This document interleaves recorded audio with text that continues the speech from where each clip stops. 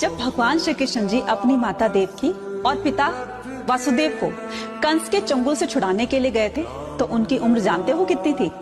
14 साल की। तो उनकी माता देवकी ने उनसे पूछा कि बेटा तुम तो भगवान हो, तो तुम जल्दी भी तो आ सकते थे हमें छुड़ाने के लिए। तो श्री कृष्ण जी ने हंसकर कहा कि माता मैं जल्दी कैसे आ जाता, क्योंकि आपने भी तो मुझे 14 साल का वनवास दिया था ना। माता बड़ी हैरान हो गई। उन्होंने कहा मैंने कब तुम्हें 14 साल का वनवास दिया?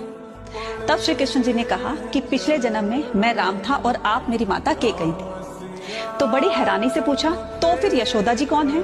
तो उन्होंने कहा माता यशोदा पिछले जन्म में मेरी माता कौशल्या थी, क्योंकि उन्होंने 14 साल तक अपने पुत्र का वियोग सहा था, इसलिए इस बार मैं 14 साल तक उनके साथ रहा और आपसे अलग रहा।